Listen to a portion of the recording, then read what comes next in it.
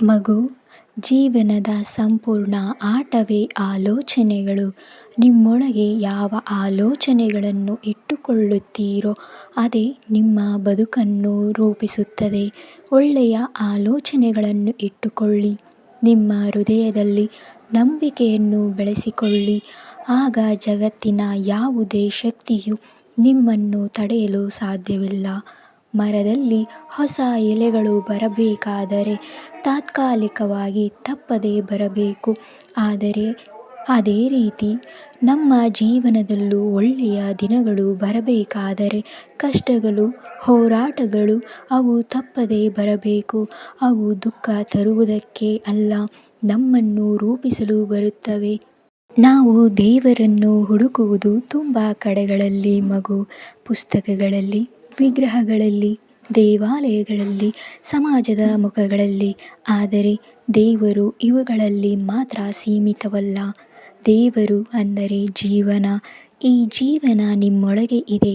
ಅದನ್ನು ಅನುಭವಿಸಲು ನಿಮ್ಮ ಹೃದಯದ ಬಾಗಿಲು ತೆರೆದು ನೋಡಿ. ಜೀವನ ನಮ್ಮನ್ನು ಒಂದೇ ಸಲ ಸಿಗುತ್ತದೆ. ಅದು ನಮಗೆ ಸಿಗುವುದೂ ಕೂಡ ಒಂದೇ ಸಾರಿ. ಅದನ್ನು ಸಂತೋಷದಿಂದ, ಧೈರ್ಯದಿಂದ, ಪ್ರೀತಿಯಿಂದ ಬದುಕಿ. ನಿನ್ನೆ ಏನಾಯಿತು ಎಂದು ಯೋಚಿಸುತ್ತಾ ಕಾಲ ಕಳೆಯಬೇಡ ಮಗು. ಅದು ನಿಮ್ಮ ಕೈಯಲ್ಲಿ ಈಗ ಇಲ್ಲ. ನಾಳೆ ನೀವು ಏನಾಗಬೇಕೆಂದು ಬಯಸುತ್ತೀರೋ ಎಂಬುದರ ಮೇಲೆ ಗಮನವನ್ನು ಕೊಡು.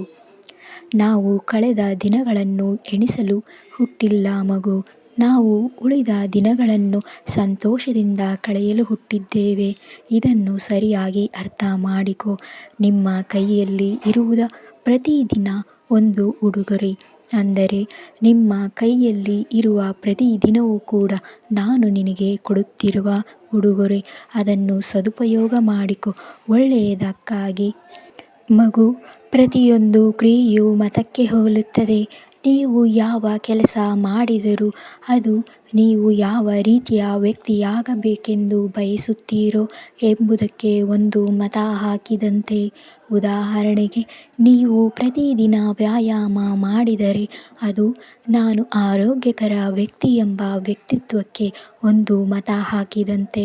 ವ್ಯಾಯಾಮವನ್ನು ತಪ್ಪಿಸಿದರೆ ಅದು ನಾನು ಆರೋಗ್ಯದ ಬಗ್ಗೆ ಹೆಚ್ಚು ಗಮನ ಕೊಡುವವನಲ್ಲ ಎಂಬ ಮತಕ್ಕೆ ಹೋಗುತ್ತದೆ. ಸಣ್ಣ ಬದಲಾವಣೆಗಳೇ ದೊಡ್ಡ ಪರಿಣಾಮವನ್ನು ಬೀರುತ್ತದೆ ಮಗು. ಒಂದು ದಿನ 100% ಉತ್ತಮ ಆಯ್ಕೆ ಮಾಡುವುದು ಅತ್ಯುತ್ತಮವಾದ ನಿರ್ಧಾರ. ಅಥವಾ ಒಂದು ಕೆಟ್ಟ ಆಯ್ಕೆ ಮಾಡುವುದು ಆ ಕ್ಷಣಕ್ಕೆ ಚಿಕ್ಕದಾಗಿ ತೋರುತ್ತದೆ. ಆದರೆ ಕಾಲಕ್ರಮೇಣ ಈ ಸಣ್ಣ ಆಯ್ಕೆಗಳೇ ಕೂಡಿ ಬಂದು ನಿಮ್ಮ ಜೀವನವನ್ನು ರೂಪಿಸುತ್ತದೆ. ಒಂದು ಉತ್ತಮ ನಿರ್ಧಾರ ನಿಧಾನವಾಗಿ ಉತ್ತಮ ಜೀವನ ಹಾಗೂ ಉತ್ತಮ ವ್ಯಕ್ತಿತ್ವವನ್ನು ಬೆಳೆಸಿಕೊಳ್ಳುವಂತೆ ಮಾಡುತ್ತದೆ. ಒಂದು ಕೆಟ್ಟ ನಿರ್ಧಾರ ನಿಧಾನವಾಗಿ ನಿಮ್ಮನ್ನು ಕೆಟ್ಟ ಅಭ್ಯಾಸಗಳು ಅಥವಾ ದುರ್ಬಲ ವ್ಯಕ್ತಿಯನ್ನಾಗಿ ಮಾಡಿಸುತ್ತದೆ. ಯೋಚಿಸಿ ನೀನು ನಿರ್ಧಾರವನ್ನು ತೆಗೆದುಕೋ ಹಾಗೂ ನಿನ್ನ ಜೀವನದಲ್ಲಿ ಬದಲಾವಣೆಗಳನ್ನು ಮಾಡಿಕೊ. ನೀನು ಯಾವ ರೀತಿ ನಿನ್ನೊಳಗೆ ಆಲೋಚನೆಗಳು ಅಥವಾ ಅಭ್ಯಾಸಗಳು, ಕಾರ್ಯಗಳನ್ನು ಸರಿಯಾಗಿ ನೀನು ತುಂಬಿದರೆ ಅದರ ಫಲಿತಾಂಶ ಹಾಗೂ ನಿನ್ನ ಜೀವನದ ಗುಣಮಟ್ಟ ಕೂಡ ತಾನಾಗಿಯೇ ಸರಿಯಾಗುತ್ತದೆ. ನೀನು ಏನು ನಿನ್ನ ಒಳಗೆ ತುಂಬುತ್ತೀಯೋ ಅದೇ ನಿನ್ನ ಜೀವನವಾಗುತ್ತದೆ ಮಗು. ನೀನು ಒಳ್ಳೆಯದನ್ನು ತುಂಬಿದರೆ ಅದು ನಿನ್ನ ಜೀವನವನ್ನು ಒಳ್ಳೆಯದಾಗಿ ಮಾಡುತ್ತದೆ. ಮಗು, ಅಭ್ಯಾಸದ ಮಹತ್ವವನ್ನು ಅರಿತುಕೋ. ಧ್ಯಾನವನ್ನು ಮಾಡು.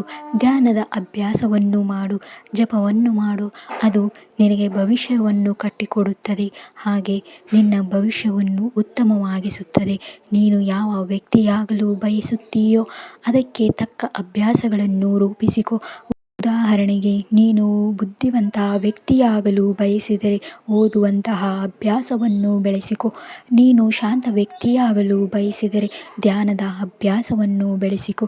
ಇದರಿಂದ ನಿನ್ನ ಅಭ್ಯಾಸಗಳು ಕೂಡ ರೂಪುಗೊಳ್ಳುತ್ತದೆ. ಹಾಗೆ ನಿನ್ನ ವ್ಯಕ್ತಿತ್ವದ ವಿಕಸನವೂ ಕೂಡ ಆಗುತ್ತದೆ. ನಾನು ಹೇಳಿದ ಮಾಹಿತಿಯನ್ನು ನೆನಪಿನಲ್ಲಿ ಇಟ್ಟುಕೊಂಡು ನೀನು ಪ್ರತಿದಿನ ಮಾಡಿದ್ದೇ ಆದರೆ ನಿನ್ನ ಭವಿಷ್ಯ ಉಜ್ವಲವಾಗಿರುತ್ತದೆ. ನಾನು ನಿನಗೆ ಭರವಸೆಯನ್ನು ನೀಡುತ್ತಿದ್ದೇನೆ. ಮಗು, ನಿನ್ನ ಜೀವನದಲ್ಲಿ ಎಲ್ಲವನ್ನೂ ಅರ್ಥ ಮಾಡಿಕೊಳ್ಳುವುದು ಸಾಧ್ಯವಿಲ್ಲ.